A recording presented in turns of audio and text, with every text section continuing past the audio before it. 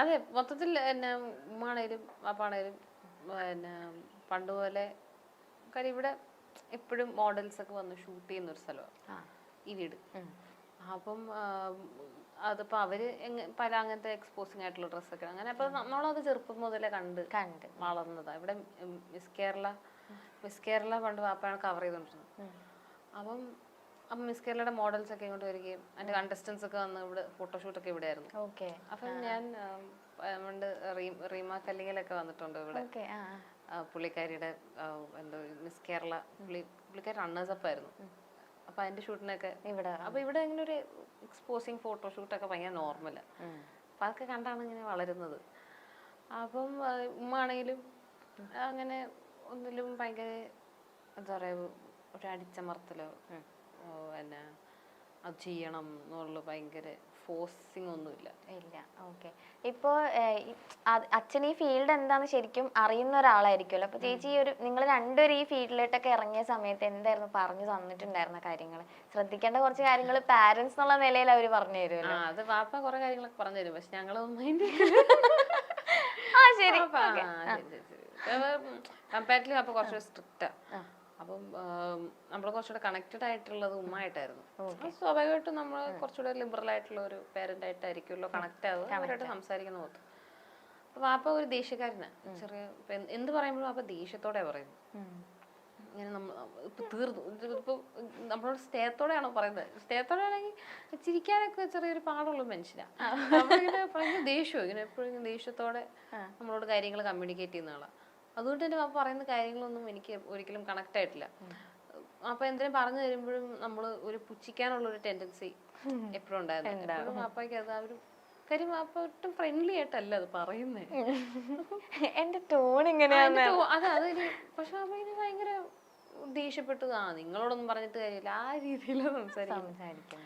അപ്പം പക്ഷെ ഉമ്മ പറയുമ്പോ ഭയങ്കര ഫ്രണ്ട്ലി ആയിട്ട് നമ്മളോടൊപ്പം ഒരാള് അങ്ങനെയാ പറയുന്നത്. പക്ഷെ ഞാൻ ഇപ്പം ഭയങ്കരമായിട്ട് റിയലൈസ് ചെയ്തു അപ്പൊ പണ്ട് പറഞ്ഞു തന്നിരുന്ന കാര്യങ്ങൾ ഭയങ്കര റെലവെന്റ് ആയിരുന്നു എന്ന്.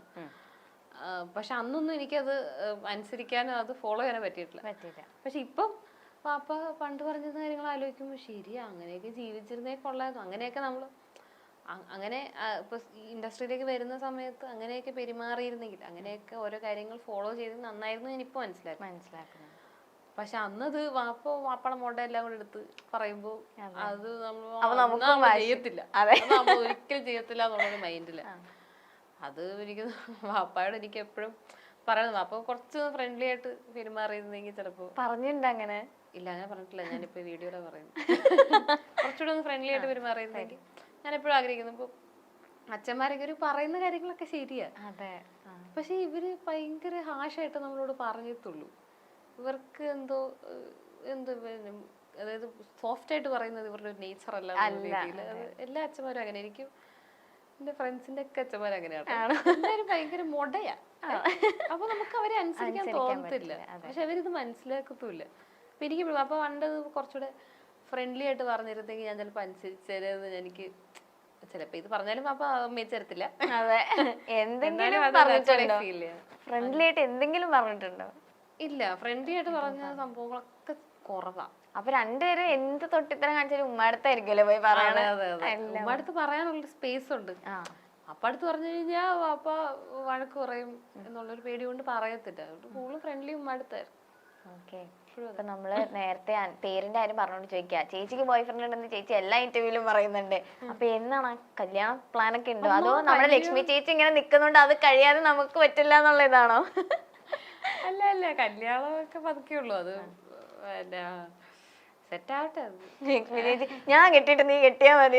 അങ്ങനെയൊന്നുമില്ല കേട്ടോ. യൂത്തായി പോക്കോയാ കെട്ടുമെന്ന് തോന്നുന്നു, എനിക്ക് തോന്നില്ല.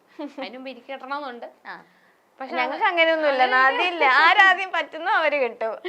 എനിക്ക് ഉടനെ തന്നെ കെട്ടണമെന്നൊക്കെയാണ്. പക്ഷെ സമയാവട്ടെ. പുള്ളി എന്റെ പാട്ടെന്ന് താല്പര്യം ഉടനെ കെട്ടാൻ താല്പര്യമില്ല. ഓക്കെ, ആ സമയാവട്ടെ. ഭയങ്കര സപ്പോർട്ടാണ് എല്ലാ കാര്യത്തിലൊക്കെ. ലൈക്ക് ചേച്ചി ആഗ്രഹിക്കും, നമുക്കൊരു പാർട്ട്ണർ തന്നെ നമുക്ക് എല്ലാവർക്കും ഒരു ആഗ്രഹം ഉണ്ടാവല്ലോ, ആ രീതിയിലുള്ള ഒരാളില്ലാത്ത പാർട്ട്ണറെ ഞാൻ പ്രേമിക്കാൻ തന്നെ പോകത്തില്ലല്ലോ. അപ്പൊ അത് തന്നെ പ്രസക്തിയില്ല. അതാണ് നമ്മള് പ്രേമെന്ന് വെച്ചാൽ ഒരാളെ സഹിക്കലല്ലോ. അപ്പം സപ്പോർട്ട് ചെയ്തില്ലേ അവിടെ നിന്നു, ബന്ധം നിന്നു. അതെ, തീർന്നു. സപ്പോർട്ട് ചെയ്യാറുണ്ടോ എന്ന് ചോദിക്കേണ്ട ആവശ്യമില്ല. ഈ മാസ് കമ്മ്യൂണിക്കേഷൻ എന്ന് പറഞ്ഞ സബ്ജക്ട് എടുത്ത് ചേച്ചിക്ക് മീഡിയ ഫീൽഡിലേക്ക് വരാൻ വേണ്ടി തന്നെ അങ്ങനെ ഓർത്തിട്ടാണോ എടുത്തത്, അതോ ആ ഒരു ഞാൻ പണ്ട് എനിക്ക് ക്യാമറ ഹാൻഡിൽ ചെയ്യാൻ താല്പര്യം ഉണ്ടായിരുന്നു. അപ്പൊ അങ്ങനെയാ ഇതുപോലെ മാസ് കമ്മ്യൂണിക്കേഷൻ ഒക്കെ എടുക്കുന്നത്. പിന്നെ എന്നോട് താല്പര്യമൊക്കെ പോയി. അപ്പൊ അങ്ങനെ എടുത്താ സിനിമ ആയിട്ട് തോന്നുന്നില്ല. പല കാര്യങ്ങളും പഠിക്കാൻ പറ്റിയെന്ന് ഞാൻ വിചാരിക്കുന്നത്. അങ്ങനെ അതാ, ഞാനും വിഷ്വൽ മീഡിയ ആയിരുന്നു. അപ്പൊ നമുക്ക് ഇങ്ങനെ ഓരോ സ്ഥലത്ത് പോകുമ്പോ പഠിച്ച എന്തെങ്കിലും ഒക്കെ ഒരു സാധനങ്ങൾ അവിടെ ഇവിടെ ഒക്കെ ആയിട്ടുണ്ടാവും. അതുകൊണ്ട് ചോദിച്ചാലും ചിലപ്പോ പറയാനും എളുപ്പമായിരിക്കും. ഓക്കെ, ഇപ്പൊ ഉമ്മ സിനിമയില് കുറച്ച് സിനിമകളൊക്കെ ചെയ്തല്ലോ. അപ്പൊ ഉമ്മയുടെ ഒരു എൻട്രി എങ്ങനെയായിരുന്നു സിനിമയിലേക്ക്? ഉമ്മയുടെ ഈ കുമ്പളങ്ങി നൈറ്റ്സില് വെറുതെ ഒരു ഓഡിഷന് പോയതാ. അങ്ങനെ വേറൊരു റോളിനുള്ള ഒരു ഓഡിഷന് പോയതാ. പക്ഷെ ഫഹദിന്റെ അമ്മയായിട്ട് അതിന്റെ ഓഡിഷന് പോയതാ. പക്ഷെ ഇതാണ് കിട്ടിയത്. അപ്പൊ അത് ഇതുപോലെ തീരെ പ്രതീക്ഷിക്കാതെ പുള്ളിക്കാരി ചേച്ചിയുടെ ഫ്രണ്ട് അതില് വർക്ക് ചെയ്യുന്നുണ്ടായിരുന്നു. വെറുതെ അങ്ങനെ പോയത്. അങ്ങനെ ഉമ്മ ഇതിനെ അഭിനയിക്കുന്നോ, അങ്ങനെ ഒരു ഉമ്മ എഴുതും, നന്നായിട്ട് വായിക്കും, എഴുത്തൊക്കെ ഉണ്ട്. അല്ലാതെ മറ്റു കലകൾ ഒന്നും ഉള്ളതായിട്ട് എനിക്ക് തോന്നിയിട്ടില്ല. പക്ഷെ സജീവമായിട്ട് എന്നെക്കാളും പടങ്ങൾ ചെയ്തോണ്ടിരിക്കും. അഭിമാനത്തോടെ ഞാൻ പറയുന്നു. പക്ഷെ ഇപ്പൊ ഉമ്മ ഭയങ്കര കാര്യമായിട്ട് അഭിനയിക്കുകയും പണ്ടൊക്കെ ഉമ്മ ഫേസ്ബുക്കില് ആൾക്കാരെ വിമർശിച്ചൊക്കെ കാര്യമായിട്ടൊക്കെ എഴുതുമായിരുന്നു. ഭയങ്കര വിമർശനങ്ങളും എല്ലാരെയും കുറ്റപ്പെടുത്തി. അതായത് അങ്ങനെ മറയൊന്നുമില്ല. ഉമ്മക്ക് തോന്നുന്നു ഉമ്മ എഴുതും. അങ്ങനെ കുറെ പണിയും കിട്ടിയിട്ടുണ്ടെന്ന് തോന്നുന്നു. പക്ഷെ സിനിമ കയറിയതിനു ശേഷം ഒരു അക്ഷരം ഇനിയിപ്പൊ എന്തിനാ വിമർശിക്കുന്നത് മൈൻഡാന്ന് തോന്നുന്നു. ഇപ്പൊ അങ്ങനെ ആരും വിമർശിക്കാറൊന്നുമില്ല. അപ്പൊ അതാണ് പണ്ടോ നല്ല പറയായിരുന്നു, എല്ലാരും പറയായിരുന്നു. അതെ, സകല ആൾക്കാരെ വിമർശിച്ച കളയും. ഇപ്പൊ ആരെയും വിമർശിക്കുന്നില്ല. ഇപ്പൊ എല്ലാരും നല്ല ആൾക്കാരെന്ന് പറഞ്ഞിരിക്കുക. ചേച്ചി തന്നെ ചേച്ചിയുടെ ഒരു ഇന്റർവ്യൂസിൽ പറഞ്ഞിട്ടുണ്ട്, ലൈക്ക് എപ്പോഴും ഒരു അപ്സ് ആൻഡ് ഡൗൺസ് ഇങ്ങനെ വന്നുകൊണ്ടിരിക്കുന്ന ഒരു ജേർണിയിലൂടെ ചേച്ചി പോയിക്കൊണ്ടിരിക്കുന്നത്. പക്ഷെ നമ്മളെപ്പോഴും ലൈക്ക് പൊതുവേ പറയുന്നത് അങ്ങനെ ഒരു അപ്സ് ഉണ്ട്, അതൊന്ന് മെയിൻറ്റെയിൻ ചെയ്ത് പോകാൻ നമ്മൾ ട്രൈ ചെയ്യണ്ടേന്നൊക്കെ നമ്മൾ ചിന്തിക്കും. ചേച്ചി ആ ഒരു എഫേർട്ട് ഇടുന്നുണ്ടോ ശരിക്കും? അയ്യോ, മെയിൻറ്റെയിൻ അങ്ങനെ എങ്ങനെ പോകണമെന്നൊക്കെ എനിക്ക് ആഗ്രഹമുണ്ട്. പക്ഷെ നടക്കാറില്ല പലപ്പോഴും. ചിലപ്പോൾ എൻ്റെ മാനസികമായിട്ട് ഞാൻ ചിലപ്പം അത്ര ഓക്കെ ആയിരിക്കില്ല, ചിലപ്പോൾ ഞാൻ ഭയങ്കര ഹാപ്പി ആയിരിക്കും.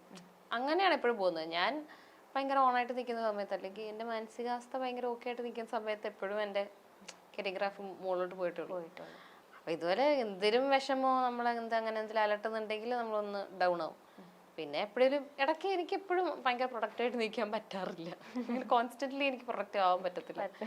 അപ്പോൾ ലേസി പേഴ്സൺ.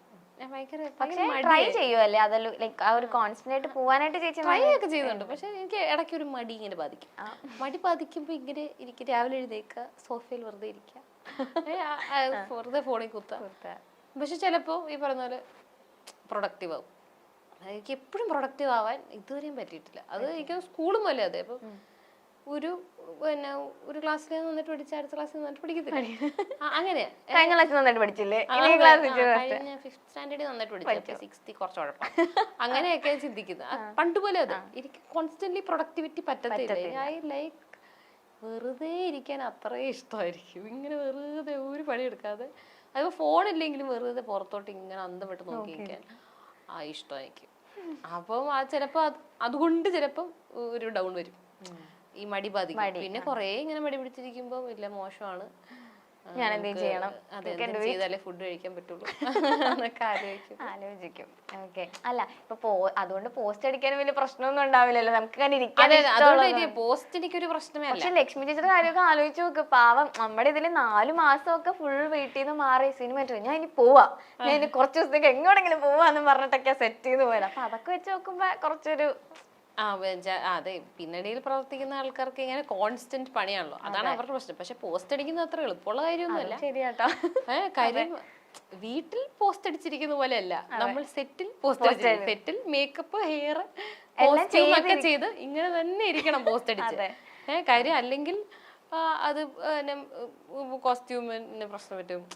കാര്യം നമ്മൾ എപ്പോഴും പ്രിപ്പയർഡ് ആയിട്ടിരിക്കും. ഇപ്പൊ നമ്മളെ വിളിക്കും. ആൻഡ് എല്ലാ ആക്ടേഴ്സിനും ക്യാരവാനോ ഒരു സുഖമായിട്ട് ഇരിക്കാനുള്ള ഒരു സ്ഥലമോ ഒന്നുമില്ല. അവിടെ നമ്മൾ പോസ്റ്റ് അടിച്ചിരിക്കുക എന്ന് പറയുന്നത് ഭയങ്കര ചൂടുണ്ടാവും. അതെ. അങ്ങനെ ഫുൾ നല്ലൊരു സെറ്റ് ഒരു സ്ഥലമല്ലാന്നുണ്ടെങ്കിൽ അവിടെയൊക്കെ നമ്മൾ അഡ്ജസ്റ്റ് ഒക്കെ ചെയ്തിരിക്കേണ്ടത്. അവിടെ പോസ്റ്റ് അടിച്ചിരിക്കുക എന്ന് പറയുന്നത് അയ്യോ ഭയങ്കര ബുദ്ധിമുട്ടാ. അപ്പം അത് എനിക്കത് പിന്നണിയിൽ കോൺസ്റ്റന്റ് ആയിട്ട് നിന്ന് പ്രവർത്തിക്കുന്നവരെ പോലെ തന്നെ പാടാണ് പോസ്റ്റ് അടിച്ചിരിക്കുന്നത്. ഇപ്പൊ എന്റെ നിങ്ങൾക്ക് ആക്ടേഴ്സിന് സുഖമല്ലേ, നിങ്ങൾക്ക് വെറുതെ ഇരുന്ന ക്യാരവൻ ഒന്നും എല്ലാവർക്കും ഇല്ല. വളരെ കുറച്ച് ആ മെയിൻ 2-3 ആക്ടേഴ്സിന് കാണും ക്യാരവൻ, അല്ലാതെ ആർക്കാ ക്യാരവൻ. അപ്പൊ നിങ്ങൾക്ക് ആക്ടേഴ്സിന് സുഖമല്ലേ, നിങ്ങൾക്ക് ഇങ്ങനെ വെറുതെ ഷോർട്ടിന് വെയിറ്റ് ചെയ്തിരുന്നാ പോരെ, നിങ്ങൾക്ക് എന്ത് പ്രിവിലേജാന്നൊക്കെ ചോദിക്കും. അങ്ങനെയൊന്നുമില്ല. നമ്മള് അത് ഭയങ്കര നമ്മളെ ഇങ്ങനെ മെന്റലി ആണ് അത് ഇങ്ങനെ എഫക്ട് ചെയ്യുന്നത്. ഇങ്ങനെ കുറെ നേരം ഇങ്ങനെ ബോറടിച്ചിരിക്കുമ്പോഴല്ലോ അത് ഭയങ്കര ബുദ്ധിമുട്ടാ. പക്ഷെ പോസ്റ്റ് അടിച്ച് ക്യാരവാൻ ഇരിക്കാൻ നല്ല രസമാണ്. എനിക്ക് ക്യാരവാനുള്ള സിനിമകൾ ഉണ്ടായിട്ടുണ്ട്. അപ്പൊ നമ്മൾ അയ്യോ ആരും വിളിക്കല്ലേ, അയ്യോ എന്നെ ഷോർട്ടിന് വിളിക്കല്ലേ, അല്ലെ ഇനിയിപ്പൊ അന്ന് ഷൂട്ടിന് വിളിച്ചില്ലെങ്കിലും സാരമില്ല ക്യാരവാനിൽ ഇരിക്കാലോ എന്നാ. ക്യാരവാൻ ഉണ്ടെങ്കിൽ സൂപ്പറാ. ഏറ്റവും കൂടുതൽ ഇപ്പൊ ടേക്ക് പോയൊരു ഓർമ്മയൊക്കെ ഉണ്ട്? ഇപ്പൊ ഇത്രയും ടെൻഷൻ ചേച്ചി പറഞ്ഞുകൊണ്ട് ഞാൻ ചോദിക്കാം. സുലേഖ മനസ്സിലെ ഞാൻ പറയല്ലേ ഒട്ടും ടെൻഷൻ ഇല്ലാതെ അഭിനയിച്ചോണ്ട് തന്നെ ഞാൻ എന്നെ സംബന്ധിച്ചിടത്തോളം ഞാൻ നന്നായിട്ട് അഭിനയിച്ചു എന്നാണ് വിചാരിക്കുന്നത്. അധികം ഞാൻ കാരണം അധികം ടേക്കുകൾ പോയിട്ടില്ല. ഇല്ല ഇല്ല ഇല്ല അങ്ങനെ എനിക്കത് മന്ദാരം എന്ന് പറഞ്ഞ സിനിമയിലെ ഇടയ്ക്ക് അഭിനയിച്ചിട്ടുണ്ട്. ആ സിനിമയിലാണ് ഞാൻ ഏറ്റവും കൂടുതൽ ടേക്ക് പോയിട്ടുള്ളത്. ഭയങ്കര പാടായിരുന്നു, കുറെ ടേക്ക്. പിന്നെ അത് പിന്നെ ഞാൻ മാത്രമല്ല എല്ലാരും കുറെ ടേക്ക് പോകുന്നത്. അത് എന്റെ ഡയറക്ടർ അങ്ങനെയായിരുന്നു. ആൾക്ക് കുറച്ചുകൂടെ ഇങ്ങനെ ഇനി ടേക്ക് പെർഫെക്ഷൻ സാധനം ഉണ്ടായിരുന്നു. അതല്ലാതെ ഏറ്റവും കൂടുതൽ ടേക്ക് ഉയരെ എന്ന സിനിമയില് പാർവതി ഇങ്ങനെ ആസിഡ് അറ്റാക്ക് കഴിഞ്ഞ് വേണ്ടിയിരിക്കുമ്പോ ഞാൻ പോയിട്ട് സമാധാനിപ്പിക്കുന്ന ഒരു സീനുണ്ട്. അതൊരു വലിയ ഡയലോഗാ. അത് ഞാൻ തെറ്റിച്ച് എന്നിട്ട് അത് ആ ഷൂട്ട് അവിടെ നിർത്തിയത് വീണ്ടും വേറൊരു ദിവസം ഇതിനു വേണ്ടി വെച്ചപ്പോഴാണ് ഞാൻ ശരിയാക്കിയത്. അപ്പൊ പോയിരുന്നു ഫുള്ള് പഠിച്ചു നന്നായിട്ട് കുത്തിയത് പഠിച്ചു. ശരി, അത് കുറച്ച് വലിയ ഡയലോഗാ. അത് എനിക്ക് പെട്ടെന്ന് ഒരു ദിവസം തന്നപ്പോ എനിക്കത് തീരെ പറ്റിയില്ല. പക്ഷെ സുലേഖ മനസ്സിൽ പക്ഷെ ഭയങ്കര ഓക്കെ ആയിരുന്നു. ഞാൻ എല്ലാം ഭയങ്കര അടിപൊളിയായിട്ട് ചെയ്തു. സെലിബ്രിറ്റി ക്രഷ് ആസിഫിക്ക ആ സിനിമ കഴിഞ്ഞതിന് ശേഷമാണോ? പിന്നെ മുന്നേ ആദ്യത്തെ സെലിബ്രിറ്റി ക്രഷ് പൃഥ്വിരാജ് ആയിരുന്നു. സ്വപ്ന കൂടൊക്കെ കണ്ടിട്ട് ഭയങ്കര ഇഷ്ടമായിരുന്നു. ഭയങ്കര ഇഷ്ടമെന്ന് വെച്ചാൽ ഞാനും ചേച്ചിയും ഇങ്ങനെ അത്ര ഹാർഡ് കോർ ഫാൻസ്. അങ്ങനെ കുറച്ച് കഴിഞ്ഞപ്പോഴാണ് ഇതുപോലെ ആസിഫിക്ക വരുന്നത്. സോൾട്ട് ആൻഡ് പെപ്പർ ഒക്കെ കഴിഞ്ഞതിന് ശേഷം പിന്നെ നമ്മൾ രാജേട്ടനെ രണ്ടാമത് വെച്ചു. സോറി രാജേട്ടാ, സോറി ആസിഫിക്കാണ് കുറച്ചുകൂടെ ഇഷ്ടം. അപ്പൊ പിന്നെ ആസിഫിക്ക ഭയങ്കര ഫാനാണ്. പിന്നെ ആസിഫിക്ക കല്യാണം കഴിച്ചതോടുകൂടി സങ്കടമായിപ്പോയി. പറഞ്ഞു ആസിഫിക്കടുത്ത് പറഞ്ഞിട്ടുണ്ട്. നിങ്ങൾ ഭയങ്കര ഫാനായിരുന്നു, കല്യാണം കഴിച്ചപ്പോ സങ്കടമായിപ്പോയി. ഭയങ്കര സങ്കടമായിരുന്നു എനിക്കത്. ഭയങ്കര സങ്കടമായിരുന്നു കല്യാണം കഴിച്ച ദിവസം. പക്ഷെ ആസിഫിക്കയുടെ ഫാമിലി കാണുമ്പോ തന്നെ നമുക്ക് ഭയങ്കര ഇങ്ങനെ അവരിങ്ങനെ കൊണ്ട് നടക്കാം, പിള്ളേരെയും ചേച്ചീനെ കൊണ്ട് നടക്കുന്ന കാണുമ്പോ തന്നെ നമുക്ക് വീണ്ടും അസൂയ. മലയാള സിനിമയിലെ ഒട്ടേറെ ആരാധകരുള്ള നടിമാരിൽ ഒരാളാണ് അനാർക്കലി മരക്കാർ. ചുരുക്കം ചില സിനിമകളിലെ വേഷമിട്ടിട്ടുള്ളൂ എങ്കിലും തന്റെ അഭിനയ മികവ് കൊണ്ട് കഴിവ് തെളിയിച്ച കലാകാരി കൂടിയാണ് അനാർക്കലി. സോഷ്യൽ മീഡിയയിൽ ആക്റ്റീവായ താരം തന്റെ ഫോട്ടോഷൂട്ട് ചിത്രങ്ങളും മറ്റും പങ്കുവയ്ക്കാറുമുണ്ട്. ഒരു സിനിമാ കുടുംബത്തിൽ നിന്നാണ് അനാർക്കലി വരുന്നത് എന്ന് വേണമെങ്കിൽ പറയാം. കാരണം അനാർക്കലിയുടെ സഹോദരി ലക്ഷ്മി മരക്കാർ അഭിനേതാവാണ്. മാത്രമല്ല അമ്മയും പല സിനിമകളിലും അമ്മ വേഷങ്ങളിൽ ഒക്കെ എത്തി തിളങ്ങിയ നടിയാണ്. തന്റെ ജീവിതത്തെക്കുറിച്ചും തന്റെ കാമുകന്മാരെ പറ്റിയും അങ്ങനെ എല്ലാ കാര്യത്തെ പറ്റിയും തുറന്നു പറയുന്ന ഒരു നടി കൂടിയാണ് അനാർക്കലി. സുലേഖ മനസ്സിൽ, മന്ദാകിനി, ഗഗനചാരി തുടങ്ങിയ സിനിമകളിലൂടെ പ്രേക്ഷകരുടെ കയ്യടി നേടാൻ അനാർക്കലിക്ക് സാധിച്ചിട്ടുണ്ട്. സഹനടിയായി മികച്ച പ്രകടനം കാഴ്ചവെച്ചിട്ടുണ്ട് അനാർക്കലി. സോഷ്യൽ മീഡിയയിലും സജീവ സാന്നിധ്യമാണ് താരം. പങ്കുവയ്ക്കുന്ന ചിത്രങ്ങളും റീലുകളും എല്ലാം വൈറലാകാറുണ്ട്. തന്റെ പാട്ടിലൂടെയും ഡാൻസിലൂടെയും സോഷ്യൽ മീഡിയയുടെ ശ്രദ്ധ നേടാറുണ്ട് അനാർക്കലി. അനാർക്കലിയുടെ അഭിമുഖങ്ങൾക്കും ആരാധകരുണ്ട്. മറയില്ലാതെ തുറന്നു സംസാരിക്കുന്നതാണ് അനാർക്കലിയെ എപ്പോഴും വ്യത്യസ്തയാക്കുന്നത്. തന്റെ പ്രണയങ്ങളെക്കുറിച്ചും ബ്രേക്കപ്പിനെ കുറിച്ചും ഒക്കെ അനാർക്കലി അങ്ങനെ സംസാരിക്കാറുണ്ട്.